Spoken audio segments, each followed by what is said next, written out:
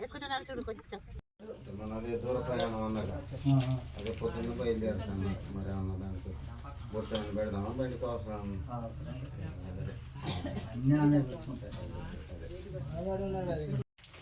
మేము లేము, ఎవరి పని వాళ్ళకి పోయాము.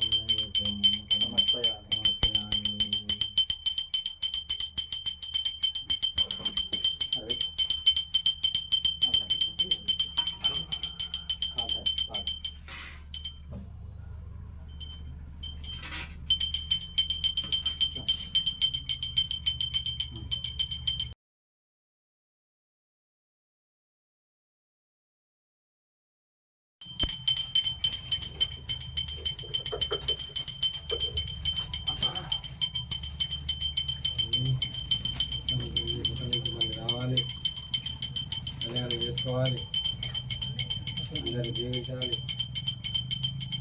మళ్ళీ ప్రేమంగా నువ్వు గుట్టకి మధ్యకి అందరినీ ఈ యొక్క తిరుమలకు వచ్చే భక్తులందరినీ చేసినటువంటి నిర్వాహకుల్ని, పెద్ద మనుషుల్ని, పెద్దల్ని, మీకు ఆర్థికంగా సాయం చేసిన వాళ్ళని, ఏదో పని చేసిన వాళ్ళని, మీకోసం కళ్యాణం కష్టపడే అందరినీ కూడా నువ్వు చల్లగా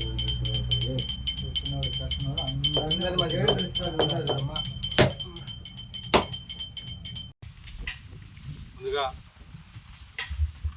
పరమేశ్వరిని స్వరూపము, కాళీ కంకాళీ స్వరూపిణి అవతారమైనటువంటి సమ్మక్క తల్లికి నమస్కరిస్తూ ఈరోజు జరగబోయే కార్యక్రమానికి ముఖ్యంగా 9 రోజుల సమ్మక్క బారాల దీక్ష, అదేవిధంగా ఈ జాతరకి సమ్మక్క తల్లిని ముసలమ్మ గుట్ట నుంచి ఆహ్వానించడానికి జాతర సందర్భంగా వైద్యరాజుతో కళ్యాణం ఉంది కాబట్టి దానికి సంబంధించినటువంటి ఈ యొక్క పూజ కార్యక్రమము మరి ఇక్కడ నిర్వహించబోతున్నాం వీరయ్య గారి ఆధ్వర్యంలో. దానికోసము ఈ యొక్క సమాచారాన్ని మరి అన్ని ప్రాంతాల నుండి, ఈ రాష్ట్రమే కాదు వివిధ రాష్ట్రాల్లో ఉన్నటువంటి ప్రజలందరికీ కూడా తెలియజేయడానికి ఇచ్చేసినటువంటి పాత్రికేయ మిత్రులందరూ కూడా పేరు పేరున ఒక యావత్ ఆదివాసీ సమాజం తరఫున నమస్కారం తెలియజేస్తూ, నా పేరు తుంచు రామకృష్ణ, వృత్తిరీత్యా డివిజన్ ఇంజనీర్, ఎలక్ట్రిసిటీ ట్రాన్స్పోర్ట్ డిపార్ట్మెంట్లో పనిచేస్తున్నాను. గత 6-7 సంవత్సరాల నుంచి కూడా ఈ యొక్క ఆదివాసీ కోయత్తూర్ తెగల సంస్కృతి, దానిలో భాగమైనటువంటి వేల్పుల సంస్కృతిని పొందడం కోసం వివిధ ప్రాంతాలు, రాష్ట్రంలోని వివిధ ప్రాంతాలు, అదేవిధంగా పక్కనటువంటి ఛత్తీస్గఢ్, మహారాష్ట్ర, ఒడిశా, ఆంధ్రప్రదేశ్ రాష్ట్రాల్లో ఉన్నటువంటి యొక్క కోయత్తూర్ తెగలకు సంబంధించినటువంటి వేల్పుల సంస్కృతిని కూడా పరిశోధించడానికి అన్ని ప్రాంతాలు తిరుగుతూ కూడా వారి యొక్క సలహాలు, సూచనలు, అదేవిధంగా పూర్వ విశేషాలు, ఆ యొక్క వేల్పుల విశేషాలు తెలుసుకుంది.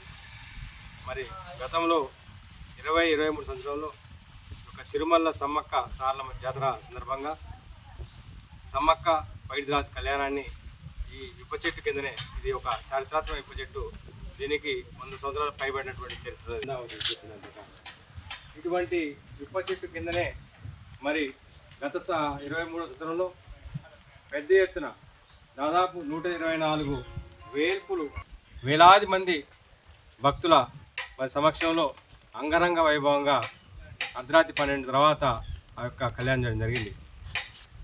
దాంతో ఈ యొక్క తిరుమల క్షేత్రం యొక్క మరి చారిత్రక మూలాలు ఏవైతే మరి ఇక్కడ పెద్దలు చెప్పినట్టు మేడారం కంటే ముందే సమ్మక్క తల్లి జాతర ఇక్కడి నుంచి బయలుదేరి బయకపేట వెళ్ళటం, బయకపేట తర్వాత మరి మేడారంలో అక్కడ గద్దెలతోటి చాలా పెద్ద ఎత్తున ప్రాముఖ్యత పొందిన దేశంలోని, ప్రపంచంలోని అతిపెద్ద ఆదివాసీ జాతరగా వెలుగొందుతుంది.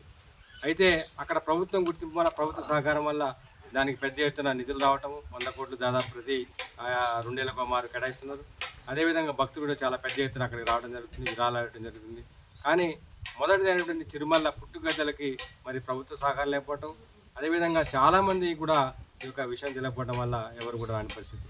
అయితే గత 5 సంవత్సరాలుగా మరి ఇక్కడ చందా వంశస్థులు, ముఖ్యంగా చందా వీరయ్య గారు కావచ్చు, చందా భిక్షపతి గారు, భూపతయ్య గారు, అదేవిధంగా గోవర్ధన గారు, అదేవిధంగా ఇక్కడ ఉన్న మాజీ శాసనసభ్యులు, మరి జిల్లా ఆనాటి జెడ్పీ చైర్మన్ అయినటువంటి చందాలింగయ్య గారు, ప్రత్యేకంగా వీరందరూ కూడా ఈ యొక్క చరిత్రను చెప్పడం వల్ల మరి గత 5-6 సంవత్సరాల నుంచి కూడా ఇక్కడ దీక్షలు, పక్కన 21 రోజు దీక్షలు, అదేవిధంగా 2 ఏళ్ళకు మారి పెద్ద జాతర చేస్తున్నాము. మరి మిగిలిన అక్కడ మేడారం జరిగినప్పుడు మాత్రం ఇక్కడ మామూలుగానే పూజలు చేయడం జరుగుతుంది. ఈ సంవత్సరం, ఎందుకంటే గత సంవత్సరం మేడారం జాతర అయిపోయింది కాబట్టి ఈ సంవత్సరం ఇక్కడ చేయాల్సింది ఉంది కాబట్టి మళ్ళీ ఈసారి కూడా ఈ యొక్క సమ్మక్క పగిడిరాజు కళ్యాణం చేయాలని చెప్పేసి గత వారం కూడా ఈ యొక్క పగిడిరాజుని, మరి అసలు పగిడిరాజు యొక్క నిశాన్లు ఎవరి దగ్గర ఉన్నాయి మనం పెద్దవాళ్ళని అడిగినప్పుడు ఇవి ప్రస్తుతం ఎదురులో ఉన్నటువంటి పరిశీలి వంశం దగ్గర ఉన్నాయి చెప్పడం జరిగింది. వారు పూర్వము అక్కడ ఉన్నటువంటి పూర్వపు మజూరు కొత్తపల్లి నుంచి ఆ యొక్క పగిడిరాజు సంబంధించినటువంటి ఆ యొక్క నిశాన్లన్నీ కూడా ఇప్పుడు వారు భద్రపరుచుకొని ఎదురు వంశస్థులు, పరిశీలి వంశస్థులు, ఎదురులో ఉన్నటువంటి పరిశీలి వంశస్థులు వాటితో జాతర చేస్తారు. వారిని పిలిచి వారితో మాట్లాడినప్పుడు ఖచ్చితంగా మేము ఎక్కడైతే మొదలు సమ్మక్క తల్లి ఇక్కడే ఉండేది, పాత రోజుల్లో మరి సమ్మక్కకి పగిడిరాజుకి గోదావరి ఉన్నటువంటి ఈ యొక్క ఎదురుగుట్టలో ఆ అబ్రకం గుట్టలలో పెళ్లి జరిగేదని చెప్పి వారు కూడా చెప్పడం జరిగింది. అందుకని ఈసారి ప్రత్యేకంగా ఎదురు నుంచి పగిడిరాజుని ఆహ్వానించి నిన్ననే చందా వీరయ్య గారు, అదేవిధంగా మిగిలిన పెద్దలు కూడా అక్కడికి వెళ్ళి ఆదివాసీ కోయత్తూరు సాంప్రదాయాల ప్రకారం వాళ్ళతో అలాయబలాయ చేసుకొని, కంకణాలు కట్టుకొని, అదేవిధంగా వారితో మొత్తం కూడా మాట్లాడుకొని ఏ విధంగా తల్లి రావాలి, మేము ఏ విధంగా ఎదుర్కోవాలి, ఈ యొక్క కోయత్తూరు సాంప్రదాయాల ప్రకారం అన్నీ మాట్లాడుకొని రావడం జరిగింది.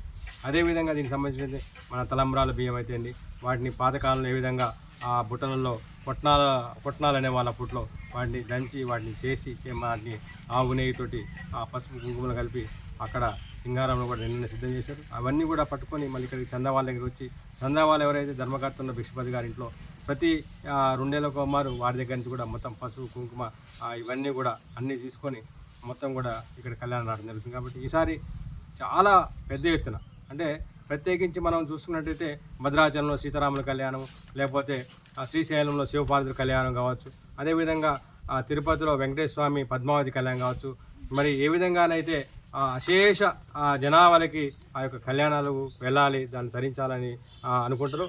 అదేవిధంగా ఈ యొక్క ఆదివాసీ కోయత్తూరు ప్రజలే కాకుండా ఈ యొక్క బడుగు బలహీన వర్గాలు ఎవరైతే ఉన్నారో ఈ దేశంలో, ఈ రాష్ట్రంలో ఎవరైతే ఉన్నారో వాళ్ళందరికీ కూడా ఒక శక్తి స్వరూపిణిగా కొలిసేటువంటి ఈ యొక్క సమ్మక్క కళ్యాణానికి అందరూ కూడా వచ్చేటట్టు మరి ఈసారి ఏర్పాటు చేయబోతున్నాం. ఇప్పటికే మరి గౌరవ మంత్రివర్యులు సీతక్క గారి ఆదేశాలకు అనుగుణంగా మన ఐటీడీఏ భద్రాచలం ఐటీడీఏ పిఓ గారు స్వయంగా క్షేత్ర పరిశీలన జరిగింది. ఇక్కడ కావాల్సినటువంటి ఏర్పాట్లు, అదేవిధంగా తాగునీరు, కరెంటు కావచ్చు, అదేవిధంగా టెంట్లు, ఇవన్నీ కూడా మరి ఇవన్నీ ఏర్పాటు చేయడానికి వారు తగు ఆదేశాలు ఇచ్చారు. అయితే ఇక్కడ మాకు వచ్చిన ఒకే ఒక ఇబ్బంది ఏమంటే, ఈ యొక్క వేలుపులు రావాలంటే చాలా ప్రాంతాల నుంచి గతంలో 124 వేలుపులు వచ్చినాయి. ఆ ట్రాన్స్పోర్టేషను, ఆ వెహికల్స్ తీసుకున్న వాళ్ళు ఒక్కొక్క వేలుపు రావాలంటే 30 మంది 50 మంది వరకు వస్తారు. దాంతో దేవర బాలు కావచ్చు, ఆర్తి డోలు కావచ్చు, శివసత్తులు కావచ్చు, తలపతులు, పూజారులు, వడ్డెలు, పేరంటాలు, వీళ్ళందరూ రావాలంటే దాదాపు మినిమం ఒక వేలుపుకి 30 మంది నుంచి 50 మంది వరకు వస్తారు వాళ్ళందరూ కూడా. మరి వాళ్ళు రాకపోకలకి ఖర్చులు, వెహికల్ కావాలి, అదేవిధంగా డోల ఖర్చులు ఇవ్వాలి. 3 రోజులు అంటే కనీసం రోజుకు ఒక 5,000 చెప్పిన తీసుకున్న 15,000 ఇవ్వాల్సి వస్తుంది. మరి ఇటువంటి పరిస్థితుల్లో ఉన్న నేపథ్యంలో మరి ప్రభుత్వాన్ని, రాష్ట్ర కేంద్ర ప్రభుత్వాన్ని ఇప్పటికే అందరినీ కలిసాం. ఇక్కడ ఒక ముఖ్యమంత్రి గారు తప్ప ఉప ముఖ్యమంత్రి గారిని కావచ్చు, మంత్రులు కావచ్చు, అదేవిధంగా గౌరవ మంత్రి సీతక్క గారిని కావచ్చు, అదేవిధంగా అటు కేంద్ర ప్రభుత్వం ఉన్నటువంటి కిషన్ రెడ్డి గారిని, అదేవిధంగా గతంలో కూడా 23 సంవత్సరంలో జాతర అయిన తర్వాత అవన్నీ నివేదనలు పట్టుకొని మరి హోంశాఖ మంత్రి అమిత్ షా గారికి, అదేవిధంగా అర్జున్ ముండా గారికి అందరికి కూడా ఒక నివేదిక ఇచ్చాము. కానీ ఇప్పటి వరకు నిధులు కేటాయింపు మాత్రం తిరుమలకి రాలేదు. కాబట్టి ఇప్పటికైనా సరే మేము అనేది ఒకటే, ఈ యొక్క జాతి పేరుతోటి గెలిచినటువంటి నాయకులు ఎవరైతే ఉన్నారో, ఇక్కడ ఎమ్మెల్యేలు ఉన్నారు, ఇప్పుడే ఖమ్మం జిల్లా 4 ఎమ్మెల్యేలు ఉన్నారు. ఈ 4 మేము చేతులెత్తి ప్రాధాయపడేది ఏంటంటే, మీరు ఇప్పటికైనా ఈ విషయాన్ని గౌరవ ముఖ్యమంత్రి రేవంత్ రెడ్డి గారి దృష్టికి తీసుకెళ్ళండి. ఎందుకంటే ప్రజాపాలనలో, ప్రజాప్రభుత్వం నడుస్తున్నటువంటి ఈ రాష్ట్రంలో ఖచ్చితంగా న్యాయం చేస్తున్న వాళ్ళు రేవంత్ రెడ్డి గారు కావచ్చు, బట్టి విక్రమార్క కావచ్చు, మరి ఎవరున్నా సరే ఈ యొక్క చారిత్రకమైనటువంటి ప్రదేశం కాబట్టి ఈ యొక్క బడుగు బలహీన ఆదివాసీ మరి దళితులు అందరికీ కూడా ఒక ఆరాధ్యం. అందుకనే మిగిలిన దేశం సమాజంలో ఉన్నటువంటి ప్రతి ఒక్కరు కూడా కుల మతాలకి అతీతంగా మరి ఒక కొలుస్తారు కాబట్టి సమ్మక్క తల్లిని మరి ఈ కళ్యాణాన్ని ఖచ్చితంగా సాధ్యమైన తొందరగా నిధులు కేటాయించాలని, దాని ద్వారా మరి అంగరంగ వైభవం చేయడం పాటు ఎవరికి ఏ లోటు లేకుండా మరి అన్నీ కూడా చేయాలంటే మీ అందరూ సహకరించాలని కోరుకుంటూ, మరి ఈ యొక్క మీడియా మిత్రుల ద్వారా ఈ సమాచారాన్ని మరి మా యొక్క రాజకీయ నాయకులు ఎవరైతే ఉన్నారో ఈ జిల్లాలో 4 ఎమ్మెల్యేలు వారు తక్షణమే గౌరవ ముఖ్యమంత్రి గారితో మాట్లాడి నిధులు కేటాయించే విధంగా మరి కష్టపడతారని కోరుకుంటూ, ఆ సమ్మక్క తల్లి ఆశీస్సుతో మరి ఇక్కడ ఉన్నటువంటి కమిటీ వారికి ఎటువంటి ఇబ్బంది లేకుండా ఆ యొక్క నిధులు కూడా తొందరగా వచ్చినట్టయితే మరి ఏర్పాటు చేసుకున్నాం కోరుకుంటూ, జై సమ్మక్క తల్లి, జై జై సమ్మక్క తల్లి, జై సాలమ్మ తల్లి, జై సాలం తల్లి, జై గోవిందరాజు, జై గోవిందరాజు, జై జంపన్న, జై జంపన్న, జై బాలకుమార్ స్వామి.